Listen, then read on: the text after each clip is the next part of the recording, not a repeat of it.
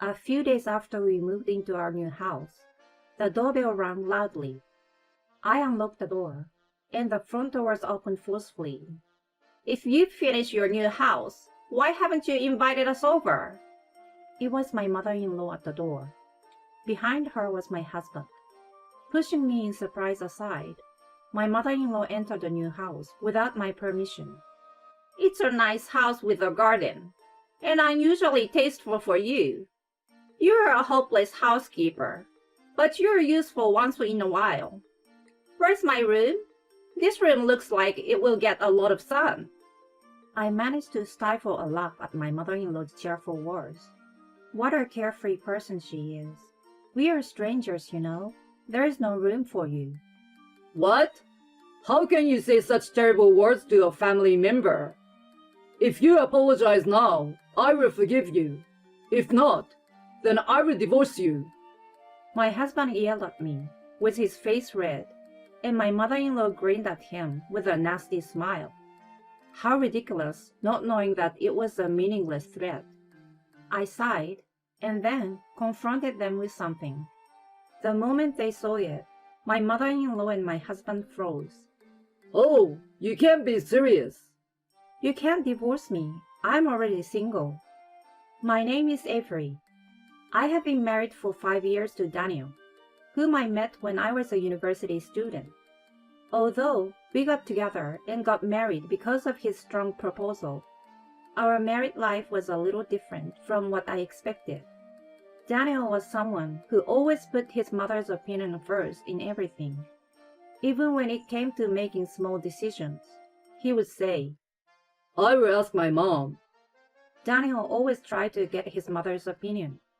For example, he would ask for her opinion on everything from where to go on our honeymoon to which dentist to see, even the color of the curtains in the bedroom.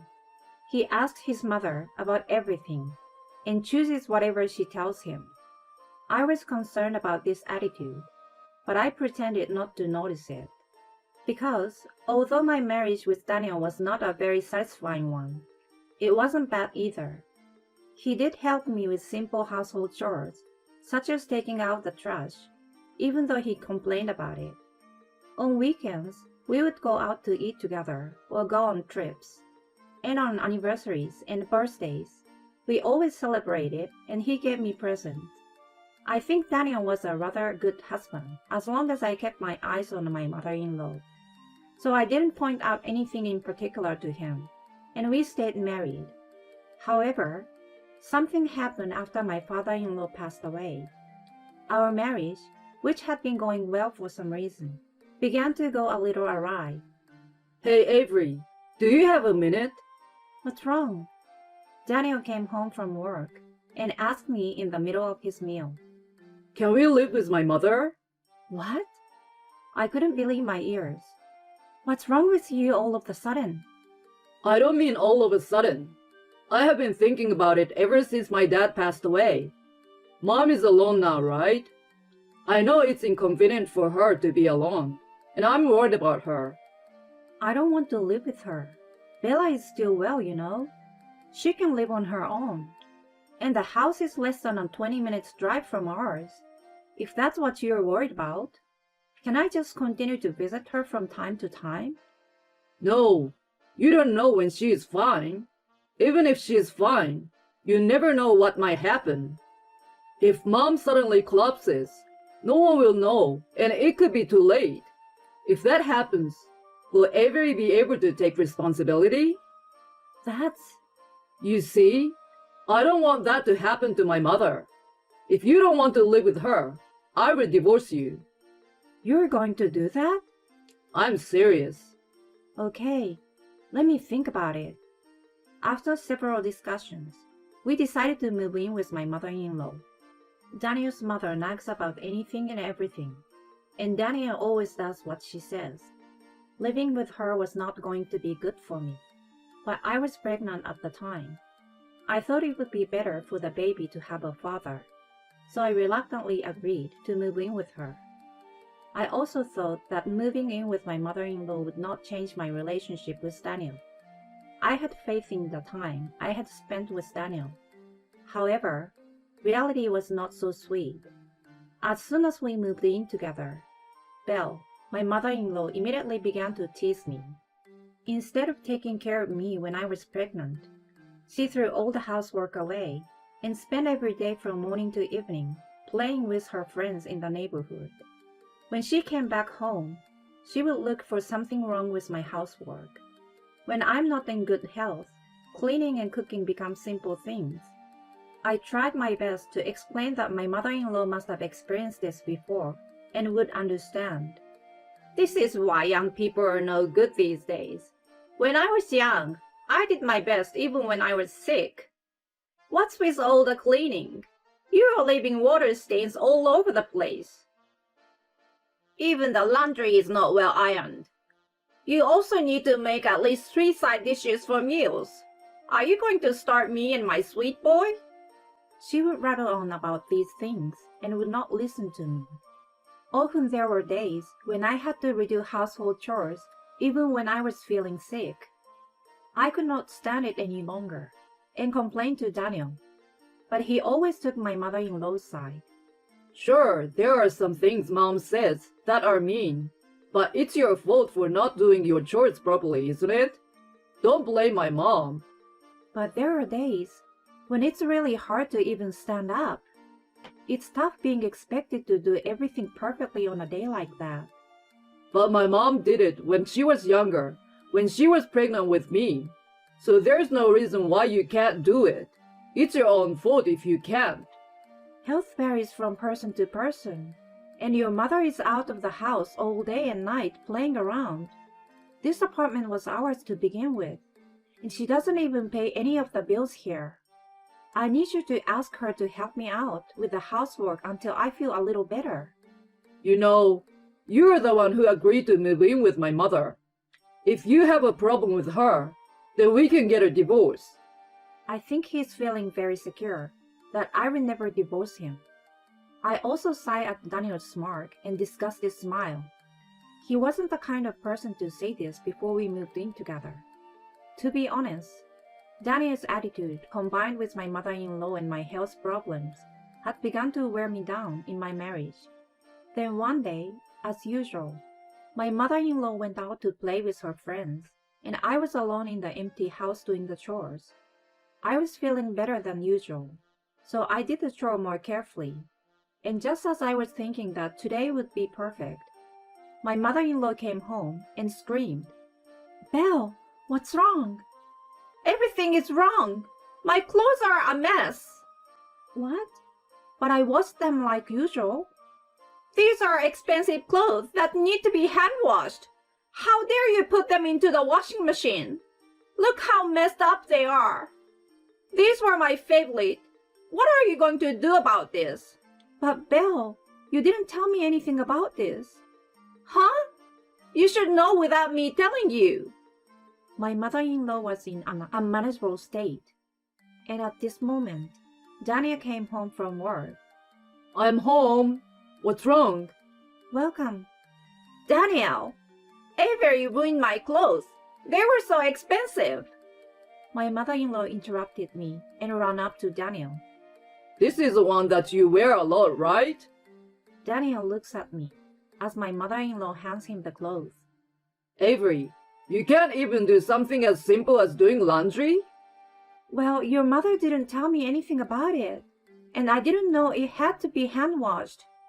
It's my fault for not checking, but Bella is also at fault too." "It's my fault?" I've been willing to tolerate your attitude. But if you're going to say that's about my mom, I'm divorcing you. I don't want a wife who can't even do housework. Get out of here.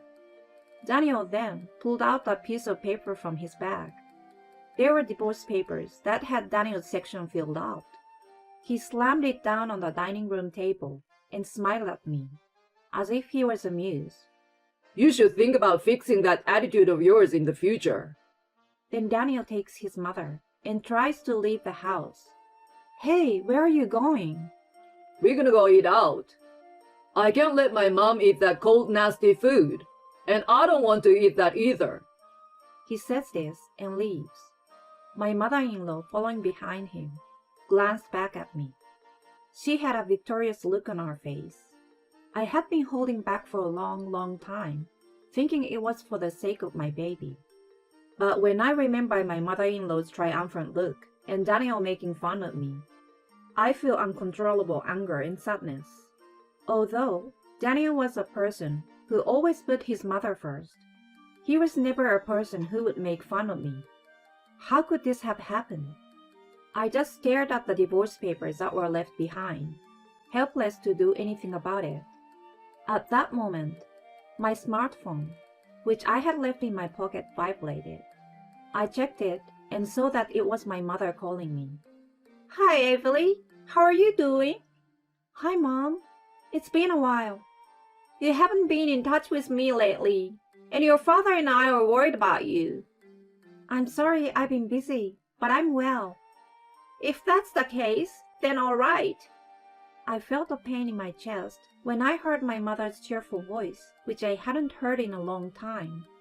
I found myself with tears spilling from my eyes. Mom. Avery, what's wrong? What happened?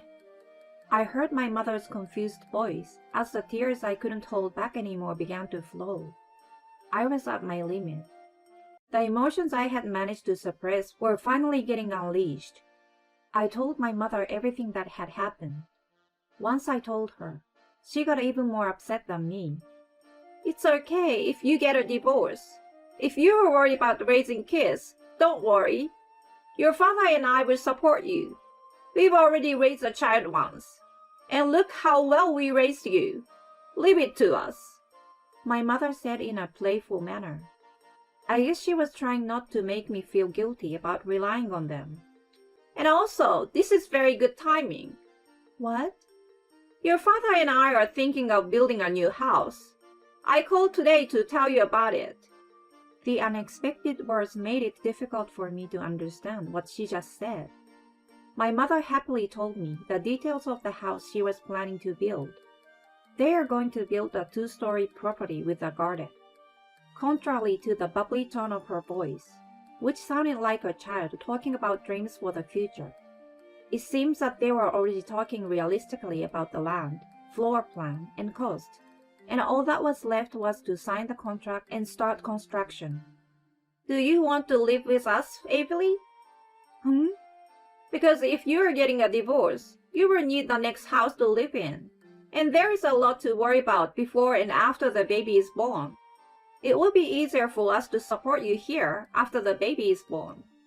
My mother's offer felt like it was out of pity, and I felt ashamed to be dependent on my parents at my age, but I was grateful. I was unemployed after resigning from my job when I became pregnant, and I was not confident that I would be able to find a new place to live right away. Besides, I now have a child in my belly. Living alone, I didn't think I would be able to handle the birth of my baby. I gratefully accepted my mother's proposal and decided to move in with her in her new house. However, I couldn't shake the feeling of being sorry, so I decided to put a down payment on the house from the money I had worked and saved before I got pregnant, so that we could buy it together. Then, for the next few months, I proceeded with the divorce proceedings without Daniel and my mother-in-law finding out. Once I decided to get a divorce, I felt so much relief. I don't care what anyone says. My mother-in-law began to speak to me more harshly and selfishly than ever before. Instead of stopping her, Daniel still took advantage of me and looked down on me. He treats me like a servant. The little bit of unresolved feelings and affection I had for Daniel disappeared completely in the past few months. While Daniel and my mother-in-law were living together, I stayed at my parents' house, and I prepared to move out of the house.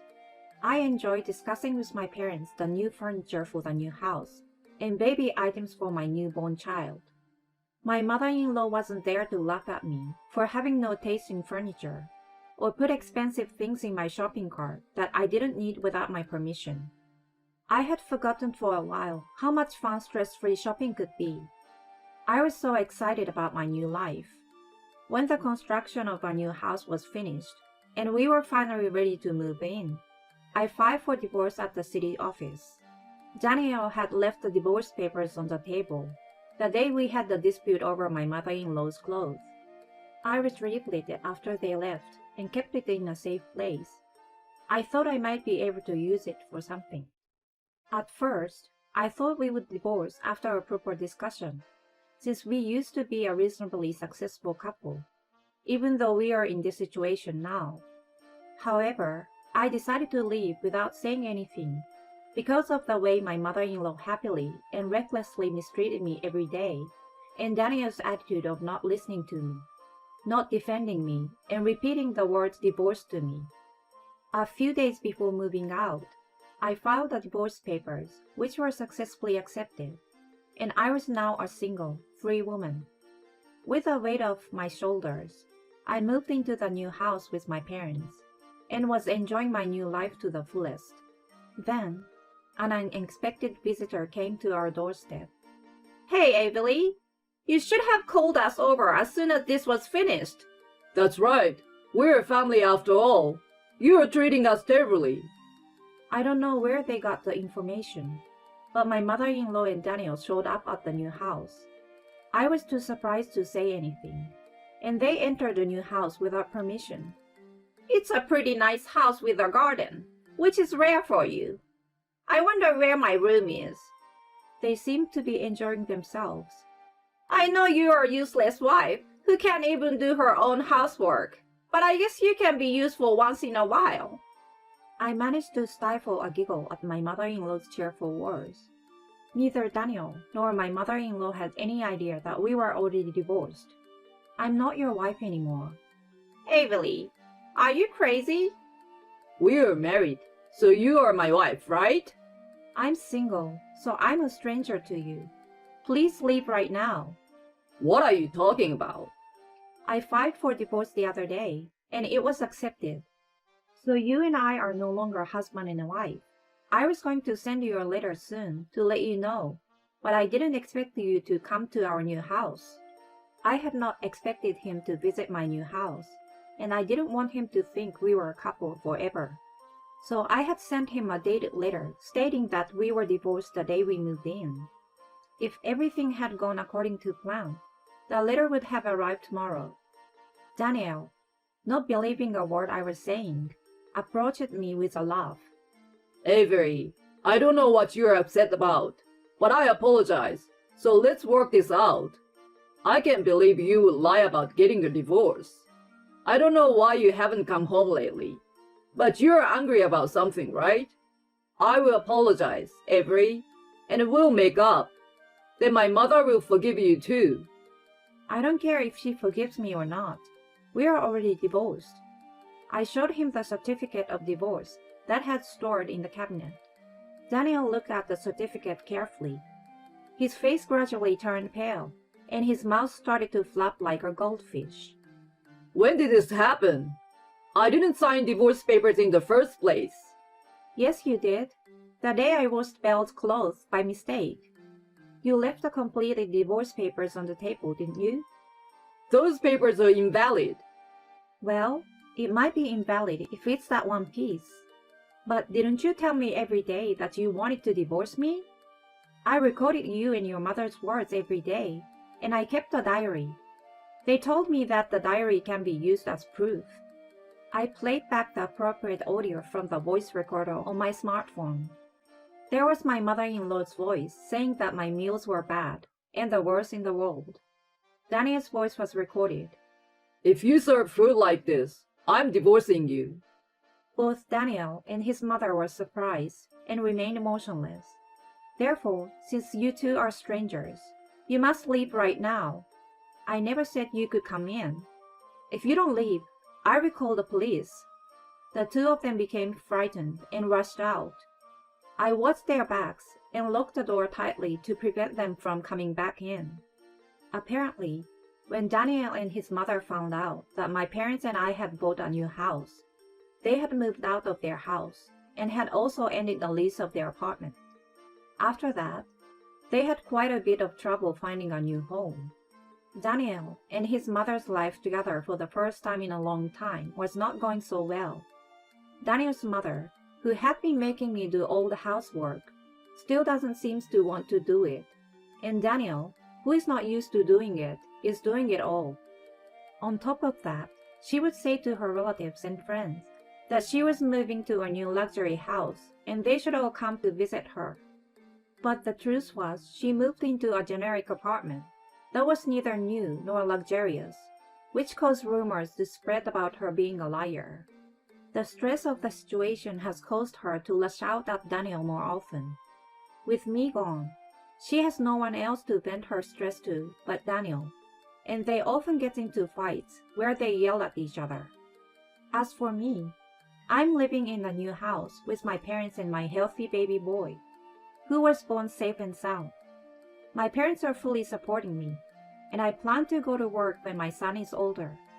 I want to create a home where my son can grow up healthy and with a smile on his face. With this goal in mind, I'm living a peaceful and happy life while struggling to raise my son day by day.